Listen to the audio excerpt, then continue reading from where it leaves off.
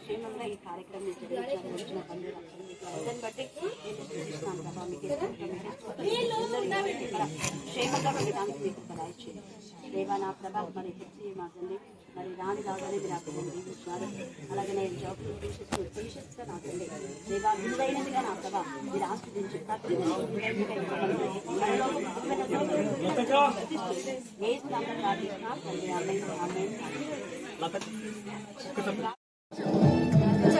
ఓకేనా?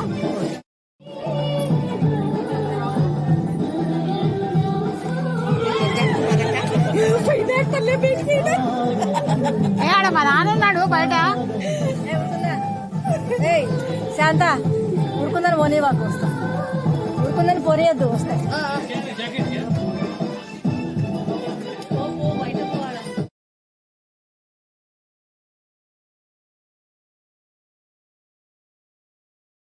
భవిష్యత్ కాలంలో సర్వాధికారులకు దేవుడు పరిశుద్ధుడు పరిశుద్ధుడు పరిశుద్ధుడు పరిశుద్ధుడై నిన్న నేడు పోవచ్చును దేవ రక్షక. మీకు అనేకమైన వందనములు, స్తుతులు, స్తోత్రాలు. మీకే స్తోత్రం, మీకే స్తోత్రం, మీకే స్తోత్రం, మీకే స్తోత్రం, మీకే స్తోత్రం, మీకే స్తోత్రం, మీకే స్తోత్రం, మీకే స్తోత్రం. ఆశ్చర్య కార్యాలు, అద్భుత కార్యాలు, వింత కార్యాలు, సూచన క్రియలు మాకు కళలో కనిపించిన విధానం బట్టి నీకు వందనములు, స్తుతులు, స్తోత్రాలు చెల్లించుకొనిచున్నాం ప్రభా. మీకే స్తోత్రం, మీకే స్తోత్రం, మీకే స్తోత్రం, మీకే స్తోత్రం, మీకే స్తోత్రం, మీకే స్తోత్రం చెల్లించుకొనిచున్నాం. ఇక్కడ చేరుకున్న ప్రతి ఒక్క బిడ్డలైనా దీవించి ఆశీర్వదించి బలపరచమని ప్రార్థిస్తున్నామైనా. అమ్మాడు చెప్పిన వాక్యం నా తండ్రి మా హృదయాలు ఆయన మీరు కట్టి ఫలింపచేయమని ప్రార్థిస్తున్నాం. దేవానికి స్తోత్రం, మీకే స్తోత్రం, మీకే స్తోత్రం, మీకే స్తోత్రం. నాయన ఇది చూడలేక ఎంతో మంది నాయన మట్టుకు మనం పోయారు ప్రభావ. నీ ప్రేమ చేత, కృప చేత, నీ వాక్కు చేత మమ్మల్ని బ్రతికించి నీ సన్నిధిలో నీ వాక్యానుసారంగా జీవించే కృపకు ధన్యత ఇచ్చిన విధానం బట్టి నీకు వందనాలు, స్తుతులు చెల్లించుకుంటున్నాం ప్రభావ. మీకే స్తోత్రం, మీకే స్తోత్రం, మీకే స్తోత్రం. నాయన నీకంటూ సాధ్యం ఏది లేదనైనా సమస్తం సాధించేయించువాడు ప్రభావ. మీకే స్తోత్రం. ఆశ్చర్యకరంగా ఆలోచనకర్త, నిశ్చయుడు తండ్రి, సమాధానకర్త. మీకే స్తోత్రం, మీకే స్తోత్రం, మీకే స్తోత్రం. అబ్రహాము, ఇస్సాకు, యాకోబుల దేవా మీకే స్తోత్రం, మీకే స్తోత్రం, మీకే స్తోత్రం, మీకే స్తోత్రం. నాయన నా తండ్రి వచ్చిన నా తండ్రి బిడ్డలైనా విడిచి నా తండ్రి వాక్యాలు విడిచిపెట్టక నా తండ్రి ఇతరులకు చెప్పేవారు ప్రతి ఒక్క బిడ్డ హృదయాలైనా తెరవమని ప్రార్థిస్తున్నాను ప్రభా. మీకే స్తోత్రం, మీకే స్తుతులు, స్తోత్రం చెల్లించుకుంటున్నాం ప్రభు. నా తండ్రి ఇంతవరకు నా తండ్రి వాక్యం వాక్షిత్వం నింపిన విధానం బట్టి వందనములు, స్తుతులు, స్తోత్రాలు చెల్లించుకుంటున్నాం ప్రభు. మరి దాని ఒక కళను నా తండ్రి మరి భావమును ఆయన తెలియజేసిన విధానం బట్టి కూడా నీకు వందనములు తండ్రి. మీ కృపా ప్రేమ మా దేశం బట్టి ప్రశస్తమైన మీ సన్నిధానములకు వధింపబడిన గొర్రెల రక్తానికి ఎంత స్తుతించా కూడా తక్కువే. గతంలో రత్న ఎంతగా నా తల్లి 8వ మాసంలో కదిలి కాల్చిందో ఈ 8వ మాసంలో అక్కడ ఎంత సంతోషంగా ఉంది ప్రభా. అక్కడ రక్షణ వస్త్రాలు, స్తుతి వస్త్రాలు, మహిమ వస్త్రాలు, దబల వస్త్రాలు, ఆనంద వస్త్రాలతో మీరు నింపమని ప్రార్థిస్తున్నాం దేవా. క్రీస్తును ప్రేమించి కరుణాపీఠంలో ప్రతి బిడ్డ ఇచ్చిన ప్రతి కానుక నా ప్రభ నా తల్లి, ప్రతి గిఫ్ట్ కానివ్వండి దేవా నా తల్లి వాళ్ళు ఇచ్చిన ఆహారం అన్ని కూడా ఇంపైన శ్వాసయాగంగా మీరు ఆగ్రహించేందుకు నేను స్తుతిస్తున్నాం. అలాగే నా ప్రభ నా తల్లి మా విద్యార్థులు ఇచ్చిన కానుకలు కూడా మీరు ఇంపైన శ్వాసయాగంగా ఆగ్రహించేందుకు నేను స్తుతిస్తున్నా దేవా. నా తల్లి మా చెల్లి కుమార్తె జాబ్ని ఎంగేజ్మెంట్ నీకు మహిమకరంగా జరిగించినారు. 17వ తేదీ సెకండ్ బ్యాగ్ లో నా ప్రభావం జరిగేటువంటి వివాహము మీకు మహిమకరంగా, ఆశ్చర్యకరంగా, సంతోషంగా, ఘనముగా, మర్యాదగా మీరు జరిగిస్తున్నందుకు మేము స్తుతిస్తున్నాం. సమస్తము సమకూడి జరిగింపచేసిన విధానం బట్టి మేము స్తుతిస్తున్నాం. దేవా, మీ గొప్ప కార్యం బట్టి మేము స్తుతిస్తున్నాం. ఉన్నత స్థాయిలో నా ప్రభా బిడ్డను మీరు హెచ్చించినందుకు మేము స్తుతిస్తున్నాం. మరి నా ప్రభా నా తండ్రి వారి ఇంట్లో జరిగిన కృతజ్ఞత కూటమి కూడా 15వ తేదీ మీరు ఆస్వాదించండి. కరుణాపీఠం అందరినీ ఆహ్వానించుండగా దేవా నా తండ్రి వెళ్ళవలసిన వారు వెళ్ళడానికి మార్గం సాధన చేయమని ప్రార్థిస్తున్నాం. అలాగే రోజు మరి వాళ్ళ అక్క ఇంట్లో కూడా నీకు మహిమకరంగా వాక్యం అనేది జరగడానికి కృప దయచేయమని ప్రార్థిస్తున్నాం. దేవా, మీరు జనవరి మాసంలో అనేక గృహాలు దర్శించడానికి మీరు ఇచ్చిన కృపను బట్టి నీకు వందనాలు చెల్లిస్తున్నాం. జనవరి మాసంలో మీరు పంపినటువంటి దైవ సేవకులు నా ప్రభా, రెవరెండ్ రూపేణ అన్నం బట్టి నా ప్రభా, అలాగే సహోదరులు అందరి మేలు మైకం బట్టి కూడా నేను స్తుతిస్తున్నాం. మీకే స్తోత్రం, మీకే స్తోత్రం, మీకే స్తోత్రం, మీకే స్తోత్రం, మీకే స్తోత్రం, మీకే స్తోత్రం, మీకే స్తోత్రం. మీరు చాలినంత దేవుడో ప్రభా, ఈ జనవరి మాసంలో అనేక మంది దైవజనులు మీరు నడిపిస్తానని మీరు మాట ఇచ్చి దేవా, జనవరి 1 మాసంలోనే మీరు ఇద్దరిని పంపినందుకు నేను స్తుతిస్తున్నా. ఇంకా మీరు ఎవరిని పంపాలనుకున్నారో మొదలే మీరే మీ చిత్తానుసారంగా మీరు నడిపిస్తున్నందుకు మేము స్తుతిస్తున్నాం.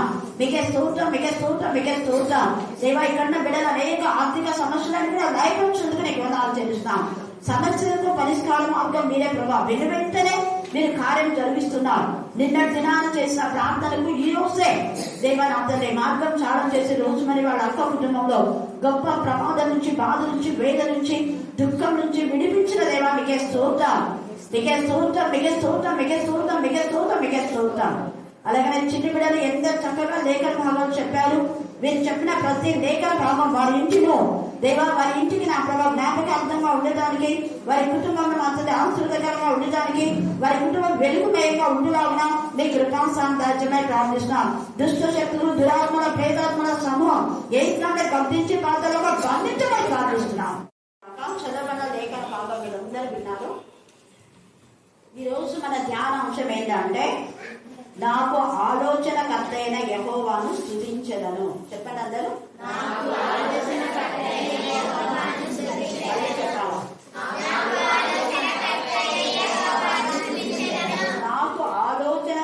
యెహోవాను స్తుతించెదను. ఈ మాట మీరు పదే పదే అనుకుంటే ఈ 2026లో ప్రతి దినం దేవుడు మీకు ఆలోచనిస్తాడు. నేను ఈ రోజంతా ఇది ధ్యానం చేసిన అంటే ఇది నా వాగ్దానం కూడా. ప్రతి సంవత్సరం ఒక అధ్యాయం అడుగుతాను దేవుడి దగ్గర, తర్వాత ఇచ్చేటటువంటి వాగ్దానం రెండింటిని దేవుడు నెరవేరుస్తాను చెప్తాను. వాగ్దానం నెరవేర్చినాడు, అనేక మందిని ప్రవాహం లాగా నడిపిస్తానన్నాడు. ముఖ్యంగా దైవజనుడు 2 నడిపించినాడు. రెవరెండ్ అపాప మేరీ మైకో గారు, తర్వాత రూబేన్ అన్న, ఇంకా మా చెల్లి కూడా మంచి ఆత్మీయురాలు. ఆమె ప్రార్థన చాలా అసలు ఎంత భారంగా చేస్తుందంటే అంత భారంగా చేస్తుంది. కర్ణాపీఠం కోసం బాగా చేస్తుంది. ఆమె చెల్లి, మా చెల్లి యొక్క కూతురు వివాహం గురించి చాలాసార్లు చెప్పింది ప్రేర్ చేయమని. మేము ప్రేర్ చేస్తున్నాం, ఎన్ని ప్రపోజల్స్ వస్తున్నాయి కానీ వీళ్ళకు నచ్చదంగా. అయితే దేవుడు అద్భుత రీతిగా మా ఇంట్లో అంటే బ్లాండినా అని టెక్నికల్ అమ్మాయి ఉండేది, ఒక 4 years ఉంటుంది. తను డిగ్రీ చేసేయడానికి ఆడపిల్లలు ఎవరైనా ఉన్నారంటే ఖచ్చితంగా మా ఇంట్లో పెడతారు. అట్లా ఒక చాలా మంది ఆడ ఉండి చదువుకుని వెళ్ళిపోయినారు. ఆమె ఫ్రెండ్ హెలెన్, ఆమె ఒక్కటే కూతురు వాడు తల్లిదండ్రులకు. ఆమె ఎప్పుడు నచ్చింది, ఈ బ్లాండినా ఫ్రెండ్ అనమాట. ఎప్పుడు మా ఇంటికి వచ్చేది. నేను కొన్ని ప్రార్థన పూర్తిగా ఇద్దరిని ఏదైనా హెచ్చరిక చేస్తే వెంటనే చదువుతాం మా బైబిల్ కానీ అని అనేది అనమాట. నేను వాళ్ళకి చిన్నదాన్ని, చాలా చిన్నదాన్ని, ఒక 3 సంవత్సరాలు వాళ్ళని ఇచ్చిన. అయినా కూడా నేను చెప్పినప్పుడు వెంటనే మళ్ళీ నేను ఇక్కడ వచ్చిన తర్వాత చదువు చెప్పించాను హెచ్చరిక, మనం మంచిగా ఉన్నాం కదా అని మాట్లాడడం మళ్ళీ నేను ఉంటాను. వాళ్ళ రూమ్లో ఉంటారు, అంటే నా రూమ్లోనే పడుకోవడానికి మాత్రం నా రూమ్లోకి వస్తారు. ఇంకా భోజనానికి పక్కన డైనింగ్ హాల్లో వెళ్ళినప్పుడు నేను బుక్ చేసి వచ్చిన, వాళ్ళు బుక్ చేస్తున్నారు. నేను ఇలాగా నా రూమ్లో నుంచి వస్తా ఉంటే విన్నా, అది అని ఇద్దరు డిస్కస్ చేస్తున్నారు. ఇప్పుడు అర్థమైందా, నా ముందు ఒప్పుకోలేదు కదా అందులో నవ్వినారు వాళ్ళు. ఆమె కొడుకుకే ఇప్పుడు మా జాబ్ ఇచ్చారన్నమాట. ఒక్కడే కొడుకు. ఆమె మంచి సోషల్ వెల్ఫేర్ ఆఫీసర్, ఆమె మంచి వ్యక్తిత్వం కలది. వాళ్ళ అమ్మడు ఆమెను మంచిగా పెంచారు ఆత్మీయంగా. తన కొడుకుని కూడా అలాగే వచ్చింది. ఆ వ్యక్తితో మరి సెటిల్ కావడం చాలా సంతోషమైంది. ఆమె అనేది వెతకబోయే తిరిగా కాలికి తగినట్టుగా ఎక్కడ సంకలో పెట్టుకొని పిల్లలు మేము ఎంత ఎతికాము. నాన్న కూడా చాలా ఎతికిందండి. వాళ్ళ బంధువులన్నీ తన హైదరాబాద్ ఉంటాయి కాబట్టి కుద్ది అక్కడంతా ఎత్తిందంట. కానీ దేవుడు అప్పుడు ఏర్పాటు చేస్తారు. కాబట్టి మీరు ప్రార్థన చేయండి. అంటే ఆలోచన, అందుకే నాకు ఆలోచన కర్తైన యెహోవాను స్తుతించేది అంటే వెంటనే మంచి ఆలోచన మా అన్నకు మా చెల్లికి ఇచ్చారు. అది సెట్ అయింది. ఈ రోజు నాకు కూడా ఆలోచన ఏమి ఇచ్చిన అంటే దేవుడు అదే చెప్తే కదా, ఇప్పుడు ఈమె శారీ కట్టుకోవాలి ఈ రోజు ఒక ఆలోచన. తర్వాత ఒకటి అది కర్మ ఇరిగిపోయింది, దాన్ని పెట్టి తీసుకుపోవాలని చెప్పి బ్యాగ్ లో పెట్టినా. తర్వాత రేపు కూర్చున్నా కదా చూద్దాం అదే వెతికితే ఎంత వెతికినా దొరకలేదు. 3 days నుంచి వెతుకుతూనే ఉన్నాను. 15వ తేదీ ప్రకారం వీలైతే చూద్దామని. ఇక నేను దాని నుండి వదిలేసిన. ప్రభా అది ఎందుకు నువ్వు తీసుకున్నావు, అది ఎక్కడ పోయిందో నాకు తెలియదు. ఒకవేళ నేను గోల్డ్ షాప్కి ఇచ్చింది ఏం మర్చిపోయినానో ఏమో నాకు తెలియదు, ఎవరికి ఇచ్చినా కూడా నాకు తెలియదు. కానీ నీకే మహిమ కలుగు కాక అని అనుకున్నాను. నేను ఈ వాక్యం చదివి నా ఆలోచన కర్తైన యెహోవాను స్తుతించాను. పదే పదే పదే పదే ఆ వర్డ్ నాకు మైండ్ లో రిపీట్ అవుతుంది. రిపీట్ అయ్యి వెంటనే నా రంధ్రం చూపించినాడు దేవుడు. రంధ్రం చూపించినాడు. నేనే అనుకున్నాను కదా నా మైండ్ లో ఏమైనా రంధ్రం ఉందా, ఈ వాక్యం అంతా పోతుందా, నేను నువ్వు ఇచ్చిన బ్లెస్సింగ్స్ ఏమైనా పోతున్నాయి కదా అని నేను క్షమించమని నేను అనుకుంటున్నా. నాకు అర్థం కావట్లే. ఆ పోలే చూపిస్తా ఉన్నాడు. మళ్ళీ నేను అనుకున్నా ఎక్కడైనా రంధ్రాల నుంచి ఎంతో వచ్చినాయి కదా, దాని మీద చంపేసేదా నాకు చాలా కాదు ఇట్లా ప్లాన్ చేస్తున్నా. తర్వాత బ్యాగ్ చూపిస్తున్నాడు. అప్పుడు సైకిల్ బ్యాగ్ రంధ్రం అంటే ఖచ్చితంగా అది నేను బ్యాగ్లో పెట్టేటా. ఎంతమందికి బ్యాగ్లో వెతకండి 10 సార్లు నేను చెప్పినాను. మరి నేను మళ్ళీ వెతుకుదామని అక్కడికి 5 సార్లు ఎత్తుకున్నా. బ్యాగ్లో చెప్పినా కదా కృష్ణారెడ్డి 5 సార్లు ఎత్తుకున్నా. వెంటనే నేను ప్రతి దాన్ని ఇట్లా వేలు పెట్టి చూసుకుంటే ఆ సైడ్ ఉన్న దానికి చిన్న రథం పడింది. దాంట్లో నుంచి అది పడిందని కూడా అనిపించకుండా కాయిన్స్ పడినాయి. కాయిన్స్ అన్ని తీసుకుంటే కమ్మచ్చు. హల్లెలూయా హల్లెలూయా. అప్పుడు వెంటనే నాకు అనిపిస్తుంది నీ వస్తువులలో ఏది పోదు అనేది ఒక మాట రిమైండ్ అవుతా ఉంది. నీకున్న వాటిలో ఏది పోదు అని రిమైండ్ అవుతుంది. మళ్ళీ అవును చూసి అందుకే ఆలోచన కర్తైన యెహోవా అంటే మీకు కూడా వాక్యంలో ఉంటే దేవుడు వెంటనే ఆలోచిస్తారు. పోగొట్టుకున్నది ఏదైనా మరలా పొందుకునేటువంటి శక్తి ఇస్తారు. అయితే 2027లో ఒకవేళ మనం విశ్వాసంలో, విధేయతలో, ప్రేమలో, పరిశుద్ధతలో ఎక్కడ పడిపోయినామో ఆ స్థితిని మరలా మనం పొందుకునేలా ప్రార్థించు. దేవుడు నాకు ఆలోచన ఇవ్వడు. ప్రతిరోజు అనాలి మాట. ఈ ఆలోచన మరి కర్తైనటువంటి యెహోవాను స్తుతించదని ఈ పదము చాలా మంది దేవుని స్తుతించినారు, మహిమపరిచినారు, గణపరిచినారు. వాళ్ళలో జ్ఞానవంతులైన భార్యలు, భర్తలకు బుద్ధి చెప్పినటువంటి భార్యలు ఉన్నారు. అలాగనే జ్ఞానవంతులైన తల్లులు ఉన్నారు. కుమారులకు కుమార్తెలకు బుద్ధి చెప్పిన తల్లులు ఉన్నారు. కొంతమంది మనం ధ్యానం చేసుకున్నామంటే మీకు ప్రశ్న, జ్ఞానవంతులైనటువంటి భార్యలు, భర్తలకు బుద్ధి చెప్పిన భార్యలు ఎవరు? దేవుని జ్ఞానం, దైవికమైన జ్ఞానంతో భర్తలకు బుద్ధి చెప్పిన భార్యలు ఎవరు?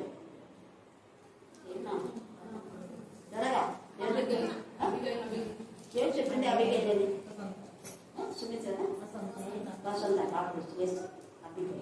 మొదటి సమయాలు 25 మీరు చదువుకోండి.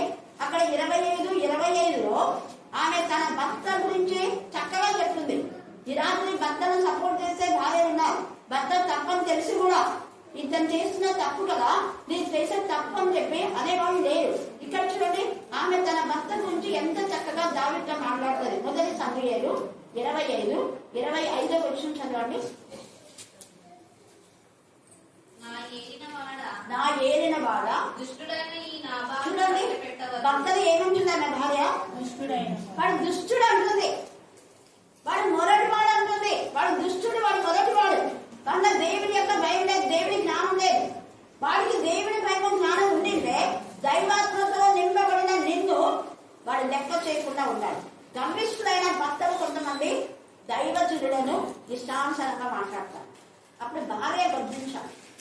గరిష్ఠులైన భార్యలు దేవునికి విరోధంగా మాట్లాడినప్పుడు భర్తలైన ఆత్మ సంబంధమైన భర్తను గర్దించాలి. ఇప్పుడు ఈ భార్య గద్దించిన తర్వాత అక్కడంతా చాలా ఉంది. అప్పుడు దావీదు అంటాడు, దాన్ని ఇలాగా ఆపినందుకు దేవుని దీవించుగాక అంటాడు. 32వ వచనం చదవండి.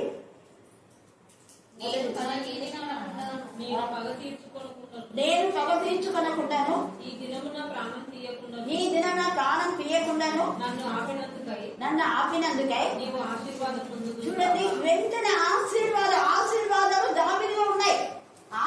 ఆశీర్వాదాలు లేని వాళ్ళు ఆస్వాదించినట్టే ఆశీర్వాదాలు రావు. వాళ్ళ బతుకులోనే ఆశీర్వాదాలు ఉండవు. దేవా వీళ్ళని ఆశీర్వదించండి, ఆశీర్వాదాలు రావు. ఇక్కడ దావీదుకు ఆశీర్వాదాలు ఉన్నాయి కాబట్టి ఆమె ఆశీర్వదించబడింది. తర్వాత మనం చూస్తాం ఆమె దావీదు పెళ్లి చేసుకుంటాడు కూడా. ఇక్కడ 35వ వచనం చదవండి. తన యుద్ధకు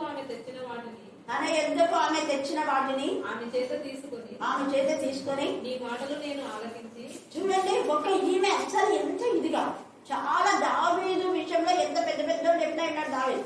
ఈమె మాటలు ఆలోచించి నీ మనవి అంగీకరించి సమాధానంగా నీ ఇంటికి ఆమె ఎంత ఆలోచిస్తే కలవకుండా అయ్యో అయితే వంశాన్నంతా పాడు చేస్తాడా దావీదు రాజు. అయ్యో వంశం పాడు కాకుండా కాపాడుతాను. నాబాలు చేసినటువంటి పాపానికి మిగతా వాళ్ళంతా పనివారిని అందరినీ చంపాలనుకున్నాడు దావీదు. ఎందుకంటే పనివారు తెలుసు మేలు చేశాడు దావీదు చెప్పినా విన్నా మూర్ఖుడు కాబట్టి పనివారు మనకు మేలు చేసిన వాళ్ళకు మనం మేలు చేయాలి అని పనివాళ్ళు హెచ్చరిక చేసినా కూడా వినలేదు. గర్వం, అహంకారం, చేసిన మేలు మర్చిపోయి కీడు చేయాలనే ఆలోచన నాబాలుకు వచ్చింది. అందుకనే వాడు దుష్టుడైంది. ఏమాత్రం లెక్క చేయలేదు. ఇది లేదు, గౌరవించదగినటువంటి భర్తగా లేదు. అందుకనే ఇక్కడ కూడా సమాధానంతో పోమ్మా, నేను ఎవరికి హాని చేయండి అని చెప్పాను. 37వ వచనం.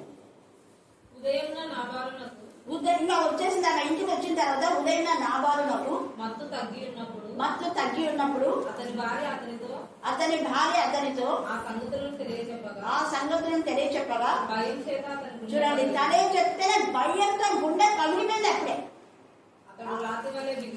అతడు రాతి వలె బిగిసిపోయాను. 37వ వచ్చినప్పుడు తర్వాత దేవుడు ఏం చేసినాడని మొత్తం చూసారా. దావీదు ఏం చేయాలా? దీనిలో అర్థం చాలా ఉంది. చూడండి, చాలా మంది క్షమించని అంటుంటారు. దావీదు క్షమించినాడు, కానీ ఎవరు క్షమించాలా? దేవుడు న్యాయవంతుడు. నేను అభిషేకించిన దావీదు పైన నువ్వు చెడు ఆలోచన చేస్తావా? పైగా దావీదు మేలు చేశాడు. మేలు చేసిన దావీదుకు నువ్వు కీడు తలపెడితే నీ బతుకంతా ఇచ్చాడు. అందుకే నాబాలు ఒక్కనే ముట్టాడు. వాళ్ళ పరివారాన్ని అందరినీ కాపాడారు. హల్లెలూయా, హల్లెలూయా, హల్లెలూయా. దేవుని పిల్లలకు హాని చేయాలనుకున్న వాళ్ళందరినీ దేవుడు నాశనం చేస్తాడు. దేవుని పిల్లలకు సపోర్ట్ గా ఉన్న వాళ్ళని కాపాడుతాడు. యాక్చువల్ గా ఈ విషయం తెలియనప్పుడు అభిగైన రాకపోయి ఉంటే అక్కడ మగవాళ్ళందరినీ చంపాలనుకున్నాడు దావీదు అని వారందరితో చెప్పి కదండి, మనం ఇంత మేలు చేస్తే గర్వించి అహంకారంతో నామలు ఇలా మాట్లాడతారా? మగవాళ్ళందరినీ కూడా మనం ఈరోజు నాశనం చేయాలి, హత్యం చేయాలనుకొని వస్తుంటాడు కోపం. ఆ మాట అక్కడ నా పనివాడు విన్నారు కాబట్టి వెంటనే చెప్పినారు అబ్బికలు ఎంత త్వరగా ఎన్ని చేసుకొని పెళ్లి అక్కడ చాలా ఉంది. ఒక మంచి భార్య చెప్పాలనుకుంటే అబ్బికలు మొదటివాడు మంచి భార్య కాబట్టి ఈమె కూడా మంచి భర్తను దేవుడు ఇచ్చినాడు. మంచి చెడ్డ భర్తను తీసేసి మంచి భర్తను ఇచ్చినాడు. హల్లెలూయా, హల్లెలూయా. అలాగే నయోమి కూడా మొదట మంచి భార్య కాదు. మంచి భార్య కానప్పుడు ముగ్గురిని పోగొట్టుకుంది, భర్తను పోగొట్టుకుంది, 2 కొడుకులను పోగొట్టుకుంది. బుద్ధి తెలుసుకుంది. ఒక మంచి తల్లిగా కోడలకు చెప్పింది దేవుడి గురించి. ఇప్పుడు ఆమె వంశాన్ని కాపాడుకోగలిగింది. మారా జీవితం మాధుర్యంగా మారింది. హల్లెలూయా, హల్లెలూయా. మీరు కూడా జరిగిన విషయాలు మీ పిల్లలు ఖచ్చితంగా చెప్పాలి. పూర్వ విషయాలు చెప్పకుండా ఉండొద్దు. దూరంగా ఉన్న వాటిని తెలియచేయడం లేఖంగా కూడా చాలా చోట ఉంది. ఇక్కడ 14వ వచ్చిన అధ్యాయంలో కానివ్వండి, ఇంకా చాలా చాలా చోట దేవా పూర్వీకులు చేసినటువంటి వాటిని మేము జ్ఞాపకం చేసుకుంటున్నాం. పూర్వమందు నేను చేసిన మేళను బట్టి నేను స్తుతిస్తున్నాను. అలాగనే గతంలో మన సంఘాల్లో ఏం జరిగిందో అదందరినీ వివరించాలి. మీ పిల్లలకు తెలియదు కదా, చెప్పాలి వాళ్ళు. అలా చెప్పడం ద్వారా ఆశీర్వాదం. అది ఆలోచన. ఈమెకు మంచి ఆలోచన ఇచ్చినాడు దైవంకి, అభిగాయకు మంచి ఆలోచన ఇచ్చినాడు. అది దైవికమైన జ్ఞానం. దైవ జ్ఞానం ఉంది కాబట్టి ఆమె అంతమంది చనిపోకుండా కాపాడగలిగింది. ఒక్క నాబాలు మాత్రమే చచ్చిపోయాడు. ముత్తేశాడు దేవుడు ఊరుకోలే. అలాగే దైవమే పోగొట్టుకున్నా కూడా శ్రేష్టమైనటువంటి సంతతిని యేసయ్య ఆమె గర్భవాసం నుంచి వచ్చే విధానంలో ఆమె మేలు చేసే ఒక మంచి తల్లిగా బోధించింది నేను అత్తైనా తల్లిలాగా. అందుకే నా కుమారే అంటుంది. తర్వాత సామెతలు 31లో అక్కడ ఒక తల్లి ఉంది. ఎవరని సామెతలు 31 అంటే మీకు గుర్తు కదా తల్లి అంటే ఎవరైనా దర్శన. అక్కడ చూడండి ఏమంటుందో 31 రాజైన లెమూయేలు మాటలు 31 అతని తల్లి లెమూయేలు, రాజైన లెమూయేలు. ఈ యొక్క సొలొమోను పేరు అక్కడ ఎంత చక్కగా తేదగా చెప్తున్నారు. లెమూయేలు అని కూడా దాని పేరు. తర్వాత ఎందుకనే ఎంత బాగా చెప్తున్నాడు చూడండి. ఇక్కడ రాజైన లెమూయేలు అతని తల్లికి అతనికి ఉపదేశిందంట. ఏమని? నా కుమారుడా నేనేమందును, నేను కన్న కుమారుడా నేనేమందును, నా మొక్కులు మొక్కి. అరే నేను ఊరే కందన్నా. నేను దేవుని దగ్గర ఎంతగా నేను మీ తండ్రి మొదలుపెట్టినాను. మొదటి కొడుకు చనిపోతే పశ్చాత్తపడి గుండె కన్యగా 51లో దావీదు ప్రార్థన చేస్తారు. అప్పుడు దేవుడు అంటే ఈ కొడుకు అంటే శ్రేష్టమైన, నేను ఇతను తీసుకున్నాను బాధపడదు, శ్రేష్టమైన కుమారుడు నీకు ఇస్తున్నా. అందుకని నా మొక్కులు మొక్కి కలిగిన కుమారుడా నేనేమందును, నీ బలమును. అది ఎంత చాలా ప్రతి తల్లి తమ కుమారులకు చెప్పండి, మీ బలమును స్త్రీలకు ఇవ్వద్దు. అన్ని స్త్రీలకు భార్య ఉండగా వేరే భార్యలతో తన స్త్రీతో వ్యామోహం కలిగినటువంటి మీ కొడుకులు కానివ్వండి, మీ భర్తలు కానివ్వండి, మీ అన్నలు కానివ్వండి, మీ తమ్ముడు కానివ్వండి, ఖచ్చితంగా గర్దించి బుద్ధి చెప్పండి. నువ్వు ఒక మంచి అక్కగా ఉండాలి. దైవ జ్ఞానం, ఒక మంచి ఆలోచన కలిగిన దానివైతే నువ్వు అక్కవైనా, తల్లివైనా, అమ్మవైనా, అత్తవైనా, ఎవరైనా బుద్ధి చెప్పాలి. నా మొక్కులు మొక్కి కనిన కుమారుడు, చెడు స్త్రీలతో సహవాసం చేయొద్దు. చక్కటి భార్య ఉంది కదా, భార్య ఉండగా పరాయి స్త్రీతో నీకేంటి, పెళ్లి కాకముందే పరాయి స్త్రీతో నీకేంటిరా సంబంధాలు అని చెప్పాలి. పరిశుద్ధమైన చేతులైతే దేవుని స్తుతించాలి. పురుషులు చేతులు అపవిత్రం చేసుకుందని చెప్పాలి. అలాగే హెచ్చరించే తల్లులుగా, అక్కలుగా ఉండాలని తండ్రి అయిన దేవుడు ఈ రాత్రి మనతో ఒక మంచి ఆలోచనకర్త అయిన యెహోవాను మనం స్తుతించాలి. అప్పుడు అబిగైలు కూడా యెహోవాను స్తుతించింది. తర్వాత మనం చూస్తే న్యాయాధిపతులు 5వ అధ్యాయంలో దెబోరా ఇశ్రాయేలీయులకు తల్లిగా అందరినీ గద్దించి బుద్ధి చెప్తుంది. అక్కడ బారాకుడు ఏంటి, నువ్వు మేలుకో దెబోరా మేలుకుంటే నేను మేలుకున్నా, నువ్వు కూడా మేలుకో. నేను వాక్యం చెప్తున్నా, నువ్వు వాక్యం చెప్పు. నేను ప్రాణం చేస్తున్నా, నువ్వు ప్రాణం చేయి. నేను పాడుతున్నా, నువ్వు పాడు.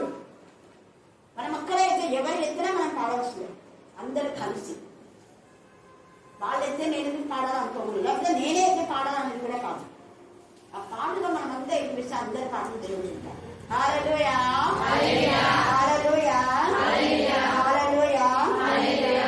తర్వాత దానియేలు 5వ అధ్యాయము, దానియేలు 5:10-13 దాకా చదవండి. దానియేలు 5వ అతని అధిపతులకు జరిగిన సంగతి రాణి తెలుసుకుని. ఇక్కడ రాణి అని రాయబడింది. ఆమె తల్లి అయి ఉండొచ్చు, భార్య అయి ఉండొచ్చు. చూడండి రాణి అంతే. ఆ రాజ్యంలో బెల్తెషాజర్ రాజ్యంలో ఉన్నటువంటి రాణి ఆమె ఏమంటుంది చూడండి. విందు గృహంలోకి వచ్చి ఇట్లా నేను రాజు చిరకాలం జీవించుగాక, నీ తలంపులు నిన్ను కలవరపరచనీయకము. మీ మనస్సు ఎంత నిబ్బరంగా ధైర్యం చూపించునండి. నీ మనసు నిబ్బరంగా ఉండనిమ్ము. నీ రాజ్యంలో ఒక మనుషుడున్నాడు. అతడు పరిశుద్ధ దేవతల ఆత్మ. అండర్లైన్ చేసుకోండి. పరిశుద్ధ దేవుని యొక్క ఆత్మ ఉంది అనుకో. పరిశుద్ధ దేవుని ఆత్మ ఉన్నవాడు సరైన ఆలోచనిస్తారు, సరైన జ్ఞానంతో ఉంటారు. ఈమె కూడా దైవికమైన జ్ఞానం ఉంది కాబట్టి ఈమె రాని నాకెందుకులే అని అనుకోవాలి. బాధ్యత వహించింది. మన యొక్క కుటుంబంలో జరుగుతున్న విషయాల్లో, సంఘంలో జరుగుతున్న విషయాల్లో మనం ఏం బాధ్యత వహిస్తున్నాం? గతాన్ని గురించి చెప్తుందామే. ముందు ఒకరున్నారు జ్ఞానాత్మతో నింపబడిన వ్యక్తి. ఎంత మంచి సాక్ష్యం అది. మనం సంఘంలో చేసిన మేడం సాక్ష్యం ఇస్తున్నామా? గతంలో ఇలాగ మేము ఆత్మీయంగా ఎదిగామని చెప్తున్నామా? గతంలో కొంతమంది చెప్పారు, మార్తమ్మ వీళ్ళంతా కూడా చదువు రాకపోయినా నీ భార్య వాక్యం చెప్పి మళ్ళీ మంచిగా ప్రైజ్ కూడా తెచ్చుకుంది కదా, ఏం మీకు తెలీదా? అక్క బాగా గద్దించింది. ఎవరిని? ఆశీర్వాదమును. తర్వాత వీళ్ళ రాణి వాళ్ళ అమ్మ, ఆ పేరు కూడా ఆశీర్వాదం కదా, ఇద్దరు పేరు ఆశీర్వాదం. హల్లెలూయా, హల్లెలూయా. చదువు రాని వాళ్ళని సంఘంలో ఎవరు పట్టించుకోరు, ఏ సంఘంలో పట్టించుకోరు. కానీ మన సంఘంలో చదువు రాని వాళ్ళతో వాక్యం చెప్పించి, పాటలు పాడించి, ప్రార్థన చేయించి, మీరేం భక్తి లేదా? మీకు మర్చిపోయినారా? ఆ ఒక్క మాట వాళ్ళకు గుండెలకు గుర్పాలా కూర్చుకున్నాం. మేము కృతజ్ఞత కలుగున్నాం. అక్కడ మీరు అక్కడ అనంటే మేము రాము, నాకు కొంచెం కృతజ్ఞత ఉంది. అభిగేయ హల్లెలూయా, హల్లెలూయా. అక్కడ ఈ రాణి కృతజ్ఞత కలిగి ఎంత బాగా చెప్తుంది. ఒక వ్యక్తి ఉన్నాడు, అతను మీ తండ్రి రాజ్యంలో ఉన్నాడు, మీ తండ్రి అతన్ని అందరికంటే పైగా ఉంచాడు. చూడండి, అక్కడంతా చదువుకుంటే ఉంది. అప్పుడు వెంటనే చెప్పిన తర్వాత దానియేలుని పిలిపించాడు. చూసారా, అతను దానియేలు పేరుతో చెప్తుంది. దానియేలు పిలిపించు, దేవుని ఆత్మ కల వ్యక్తి అతను. వెంటనే కొడుకు అంత బాధలో వేదనలో ఉన్నటువంటి ఆ బెల్తెషాజర్ రాజు రాణి మాటలకు విధేయత చూపించి దానియేలుని పిలిపించి తన సమస్యకు పరిష్కారం మార్చుకున్నాడు. కలత చెంది నిద్ర లేక ఎంతగానో జుట్టు పెట్టుకుంటున్నాడు. ఎవరు చెప్పలేకపోతున్నారు. మరి దేన్ని బట్టి అదే మరి దానియేలు మళ్ళీ ఇదే వీళ్ళంతా చాలా చెప్పేటప్పుడు ఉంటారు కదా, కొంత చెరలో వేశారు దానియేలు. అందరు చెప్పినారు. అయితే దానియేలు ఓపికతో సహించారు. దేవుడి యొక్క కాలంలో ఖచ్చితంగా బయటకు తీసుకొస్తాడు. పేతురు వీళ్ళందరూ కూడా, యోహాను, తర్వాత పౌలు చెరసాల వేసినప్పుడు దేవుడు మహిమకరంగా వాళ్ళని వాడుకున్నారు. కొన్ని కాలం 10 దినాలు శ్రమ కలుగు, మరో రోజుకు నమ్మకం. నేను రత్నకి చెప్పాను 10 దినాలు అంటే కొంచెం కాలమే. మళ్ళా నీ చేతి వాక్యం ఇవ్వకుండా ఆ వాక్యం నుంచి ఆలోచిస్తున్నాను. హల్లెలూయా, హల్లెలూయా, హల్లెలూయా. దేవుడు మన పక్షంగా ఉన్నాడు. పైగా ఎంత నష్టంలో ఎంత గందరగోళం. ఇప్పుడు ఎంత చక్కగా దేవుడు సృష్టించి 8 నెలలు అయినా కూడా ఇంత కొత్త వేసుకొని దేవుని సన్నిధికి వచ్చింది. హల్లెలూయా. అందుకే దేవుడు ఆలోచన అంటే ఆయనకు ఆలోచన ఇచ్చినాడు. 8 నెలలు అయిందా ఇంకెందుకు పోవాలా, ఇంటికాడ కూర్చుందంటే అనుకుందా? అనుకోవాలా. దేవుడు ఆలోచన ఇచ్చినందుకు మనం ఇక్కడ వచ్చాం. ఒక మంచి ఆలోచన మీ భర్తలకు ఇవ్వండి, ఒక మంచి ఆలోచన మీ తల్లిదండ్రులకు ఇవ్వండి, ఏదైనా కూడా భార్యలకు ఇవ్వండి, కోడళ్ళకి ఇవ్వండి, అత్తలైతే. తర్వాత రోమా 16లో రూపు తల్లి కూడా మరి ఎంతగానో అవును ప్రేమించింది, ఆదరించింది. అందుకే ఆమె నాకు తల్లి అన్నాడు. అక్కడ చాలా మంది వాళ్ళని ఎందుకు తల్లిని అంటారు, మీరేని ఎందుకు తల్లిని అంటారని తప్పుడు పదం చేస్తుంటారు. అక్కడ తండ్రి అయిన దేవుడే రాసి పెట్టాడు. దెబోరా ఆమె ఇశ్రాయేలుకు తల్లి అని న్యాయాధిపతులు. ఇక్కడ 16లో అంత చెప్పినటువంటి అపోస్తలుడైన పౌలు రూపుకు తల్లి, ఆమె నాకును తల్లి అన్నాడు. 16 అంతా మీరు మేలు చేసిన మేళ్ళన్నీ కృతజ్ఞత చెల్లిస్తూ వాళ్ళ పేర్లన్నీ రాస్తున్నాడు.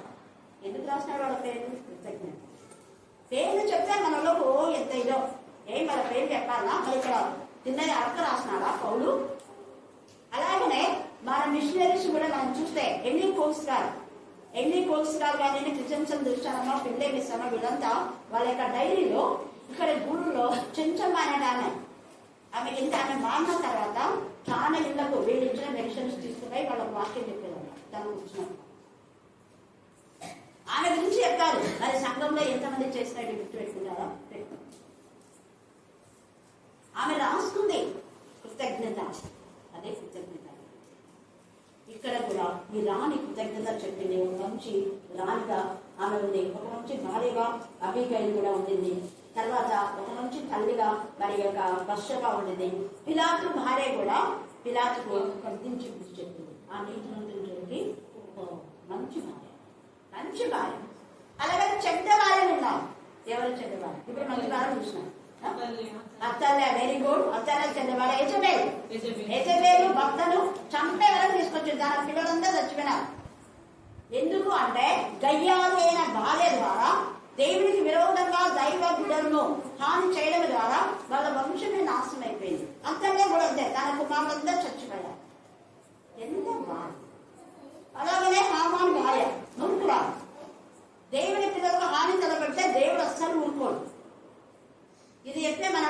అంటారు. శాపం ఉందా అక్కడ? శాపం ఉందా? అది చేసిన దానికి ప్రతిచర్య, చేసిన పాపానికి, పాపం వల్ల ఉచితం ఏంటి? మరణం. అంతే. దేవుని పిల్లలకు హాని చేస్తే అంతే వస్తుంది. అక్కడ నాబాలు దావీదు ఏమైనా శపించినాడా? లేదు. దేవుడు మొత్తాడు. దేవుని శాపం తగిలింది. షిమీకి దేవుని శాపం తగిలింది. దావీదు ఏమన్నా హామాను వాళ్ళకందరూ కూడా ఇక్కడ మొద్దకి ఏమనలేదు. మొద్దకి ఏమని అన్నాడా? ఏమన్నా ఎస్తరు కూడా ఏమనలేదు. దేవుని దేవుని పిల్లలు జడ్జ్ చేయకూడదు. నా పిల్లలు కన్ను పుట్టి పుట్టిన వాడు నన్ను పుట్టిన వాడు అంటారు. నా సేవకుల గురించి నేను మీకు ఆజ్ఞాపిస్తున్నాను. నా సేవకులు మీరు హాని చేయొద్దు, చెడ్డ ఆలోచన కూడా మీకు రావద్దు అన్నారు ఇక్కడ. అందుకనే మంచి ఆలోచన మనకు వచ్చి మనం దేవుని కనపరిచే వారంగా ఉందాం. ఇదంతా 16వ అధ్యాయం అంతా కూడా నాకు ఇచ్చిన వాగ్దానం. ఆయన నా కుడిపార్శ్వంలో ఉన్నాడు కనుక నేను 10 అంశాలు. అందుకే నేను ఆధారం చూసాను చెప్పాను, దర్శనం కూడా. కాబట్టి ఈ తర్వాత మీరు మళ్ళీసారి ధ్యానం చేసినట్టు టైం లేదు. దేవుడు ఈ వాక్య భాగం దీవించి ఆశీర్వదించుగాక. ఆమేన్, ఆమేన్, ఆమేన్.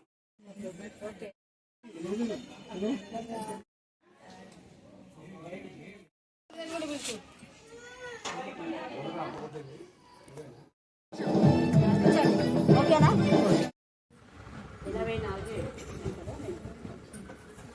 84 కీర్తన 84 7వ వచనం చదువుకుందాం. వారు నానాటికి బలాభివృద్ధి ఎందుకు ప్రయాణం చేయుదురు. సియోనులో దేవుని సన్నిధిని వారి నిత్యము కనపడదు. దేవుడు ఈ వాక్య భాగం దీవించి ఆశీర్వదించుగాక. ఆమేన్, ఆమేన్, ఆమేన్. సియోన్ అనగా దేవునికి ఇష్టమైనటువంటి పట్టణం. అలాగా ఇద్దరు కూడా దేవునికి ఇష్టమైనటువంటి జంట చెప్పాలనుకుంటారు. ఎప్పుడు ఇద్దరు మనసు మొత్తం రాలేదు. దేవుడు చివరి దాకా కూడా ఏకాత్మ, ఏక మనసు, ఏకభావము వీరికి దయచేసి బలాన్ని, నూతన బలం, నూతన శక్తిని, అభివృద్ధిని దేవుడు దయచేది కాక. దేవుడి వాక్య భాగం దీవించి ఆస్వాదించుగాక. ఆమేన్, ఆమేన్.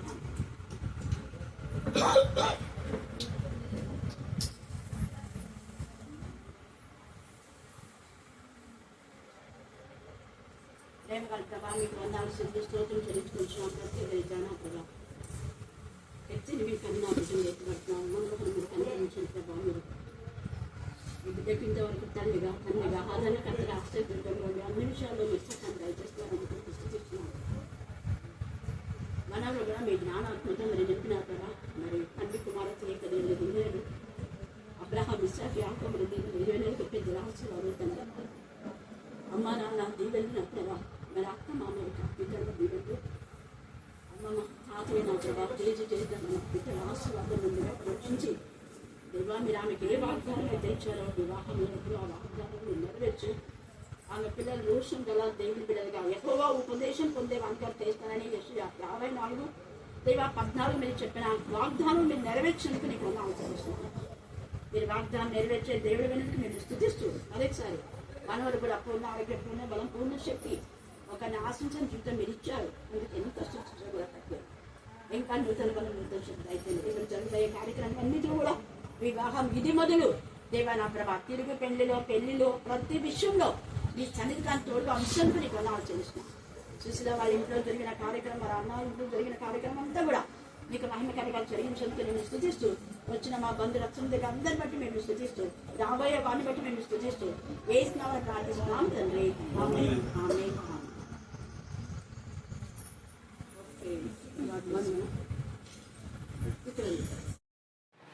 తీసుకోకండి. ఓకే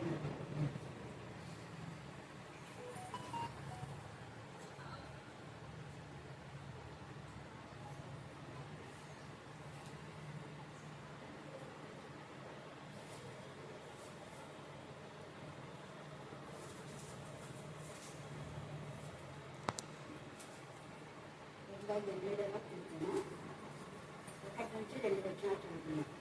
చెప్తానా? ఆయన గురించి కృతజ్ఞతను పాడింది. ఆయన రక్షణాస్త్రము, ఆయన పశువు ఆయనకు విజయం కలుగజేసి ఉన్నాడు. యెహోవా తన రక్షణ వెల్లడి చేసి ఉన్నాడు.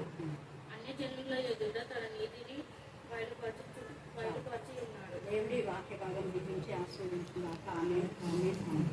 మరి అన్య జనులైన వాళ్ళని కూడా దేవుని వైపు నడిపించాలి. ఇక్కడ ఉన్న ఆ పాప మల్లిక అన్ని రాలైన వాళ్ళు దేవుడికి మరి వీళ్ళంతా దేవుడికి ఏమి పిల్లలు అన్నారు. నా అక్కని ఇక్కడ ఉన్నాయి. వాళ్ళ కుటుంబంతో చిన్నప్పటి నుంచి దైవికంగా ఉన్నారు. మరి ఆమె అక్క కొడుకులు కూడా ఎవరితో ఎంత మంచి పేరు పెట్టినారు కదా. కాబట్టి దేవుడి యొక్క బిడ్డల ఇళ్ళలో చేరడం చాలా ఆశీర్వాదం. ఎక్కువగా ఎంత చక్కగా చెప్తున్నాడు, ఆశ్చర్యకారం చేస్తున్నాడు, మనం సంతోషభరితమైంది అంటున్నాడు. దేవుని యొక్క హస్తము మరి కుటుంబానికి తోడుగా ఉన్నది. కాబట్టి ఎల్లప్పుడూ వాక్యంలో ప్రార్థనలో మనం ఎదగాలి. దేవుడు తప్ప ఈ లోకంలో ఎవరు మన చిత్రంలో మంచి చేయలేరు. కాబట్టి సమస్తము చేయగల దేవుడిపైన మనం ఆధారపడి ఆయనను హత్తుకొని ఆనుకొని జీవించినప్పుడు మనకు విజయం. విజయం అంటే ప్రతి విషయంలో అపవాదు పైన విజయాన్ని పొందుకోవాలంటే వాక్యమే. రెండంచు గల ఖడ్గం వాక్యం. అలాగనే పక్షికి 2 రెక్కలు ఎలా ఉంటాయో అలాగా మన వాక్యంలో ప్రార్థనలో ఉన్నప్పుడు మన జీవితంలో సంతోషం, సమాధానం, నెమ్మదితో సమస్తమైన సమృద్ధిని కూడా దేవుడు ఇస్తాడు. దేవుడు ఈ వాక్య భాగం దేవురించి ఆశీర్వదించిన దాక ఆమేన్ ఆమేన్ ఆమేన్. గురించి ఆసక్తిగా చూపిస్తున్నాం. మీరు ప్రతి ప్రార్థనకు జవాబు రాయించిన విధానం జీవశక్తులు అన్నీ కూడా వేసిన గర్తించగలిగాను. నేను దేవుని సమాధానం కాపాడాను సమస్త జ్ఞానం. ఓకేగా అందరికీ వస్తున్నాయి. తిరిగి వచ్చిన వారిని యెహోవా చెరలో నుండి రప్పించప్పుడు. చెర అంటే చాలా మంది జైలు అనుకుంటారు.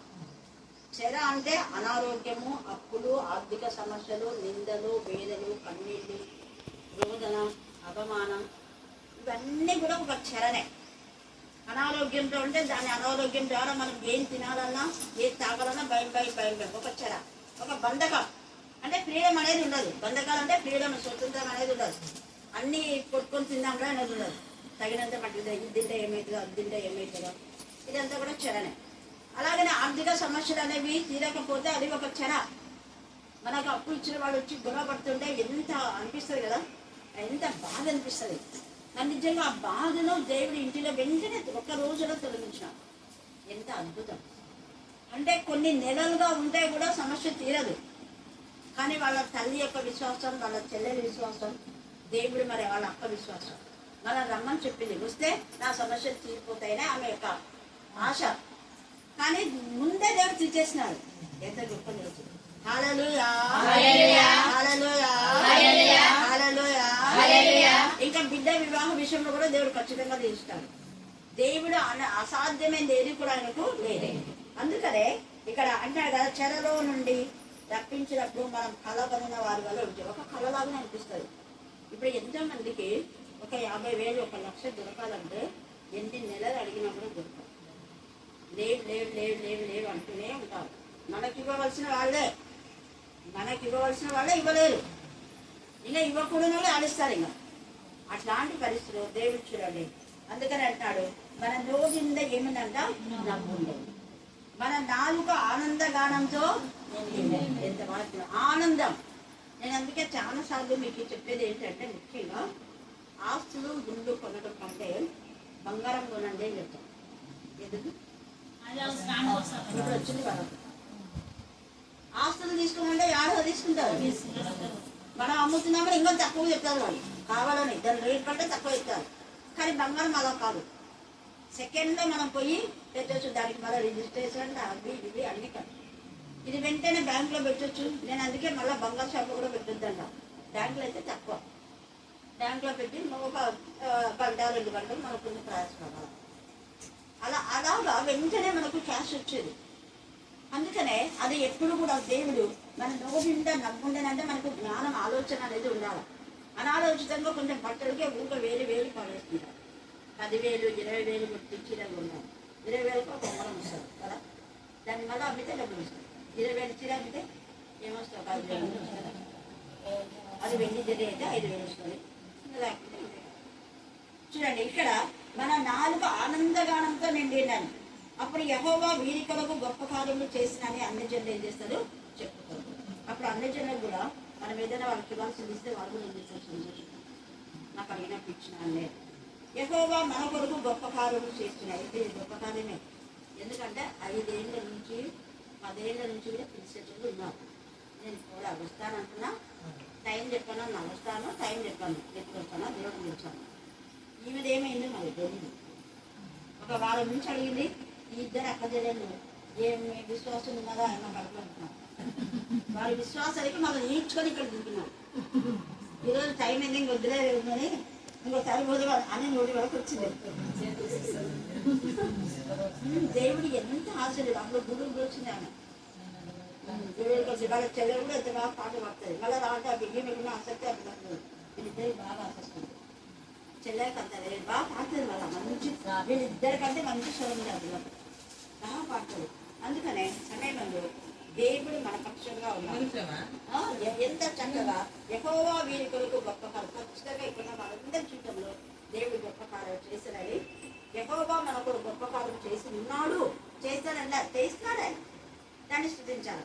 మనం సంతోషభరితులమైంది.